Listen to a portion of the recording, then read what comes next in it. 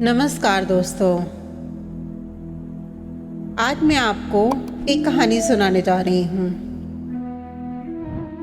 एक बेटी ने एक संत से आग्रह किया कि वो हमारे घर आकर उसके बीमार पिता से मिलें, प्रार्थना करें। बेटी ने यह भी बताया कि उसके बुजुर्ग पिता पलंग से उठ भी नहीं सकते। संत ने बेटी के आग्रह को स्वीकार किया। कुछ समय बाद जब संत घर आए तो उसके पिताजी पलंग पर 2 तकियों पर सिर रखकर लेटे हुए थे और एक खाली कुर्सी पलंग के पास पड़ी थी। संत ने सोचा कि शायद मेरे आने की वजह से यह कुर्सी यहाँ पहले से ही रख दी गई हो। संत ने पूछा, मुझे लगता है कि आप मेरे ही आने की उम्मीद कर रहे थे। पिता बोले, नहीं, आप कौन हैं? संत ने अपना परिचय दिया और फिर कहा, मुझे यह खाली कुर्सी देखकर लगा कि आपको मेरे आने का आभास था। पिता बोले, ओह, यह बात नहीं है।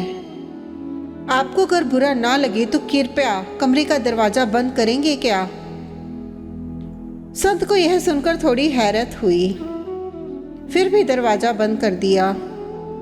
पिता बोले, दरअसल इस खाली कुर्सी का राज मैंने आज तक किसी को नहीं बताया, अपनी बेटी को भी नहीं। पूरी जिंदगी मैं ये जान नहीं सका कि प्रार्थना कैसे की जाती है।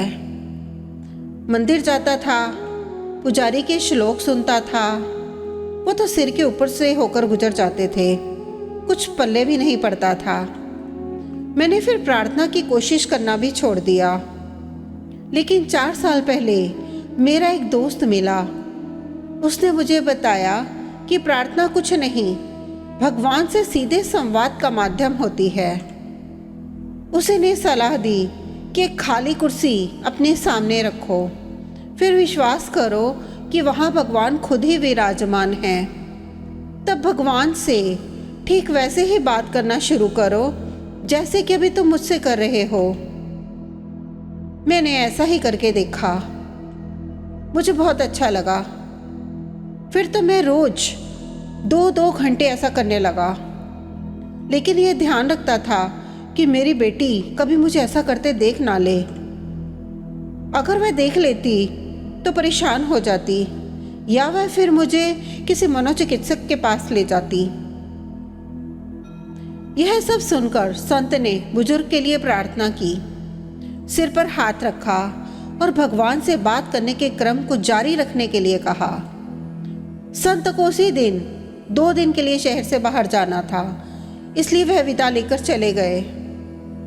2 दिन बाद बेटी का फोन संत के पास आया कि उसके पिता की उसी दिन कुछ घंटे बाद ही मृत्यु हो गई थी, जिस दिन पिताजी आपसे मिले थे। संत ने पूछा कि उन्हें प्राण छोड़ते वक्त कोई तकलीफ तो नहीं हुई? बेटी ने जवाब दिया, नहीं, मैं जब घर से काम पर जा रही थी तो उन्होंने मुझे बुलाया, मेरा माथा प्यार से चूमा। यह सब करते हुए उनके चेहरे पर ऐसी शांति थी जो मैंने पहले कभी नहीं देखी थी। जब मैं वापस आई तो वो हमेशा के लिए आंखें मूंद चुके थे। लेकिन मैंने एक अजीब सी चीज भी देखी। पिताजी ऐसी मुद्रा में थे जैसे कि खाली कुर्सी पर किसी की गोद में अपना सिर झुकाए हों। संत जी, वो क्या था? यह सुनकर संत की आंखों से आंसू बह निकले। बड़ी मुश्किल से बोल पाए, काश मैं भी जब इस दुनिया से जाऊं तो ऐसे ही जाऊं। बेटी, तुम्हारे पिताजी की मृत्यु भगवान की गोद में हुई है। उनका सीधा संबंध सीधे भगवान से था। उनके पास जो खाली कुर्सी थी उसमें भगवान बैठते थे और वे सीधे उनसे बात करते थे। उनकी प्रार्थना में इतनी ताकत थी कि भगवान को उनके पास आना पड़ता था। दोस्तों, ये कहानी आपको पसंद आई हो तो कृपया इसे लाइक कीजिए, शेयर कीजिए, कमेंट कीजिए और सब्सक्राइब भी जरूर कीजिए। नमस्कार।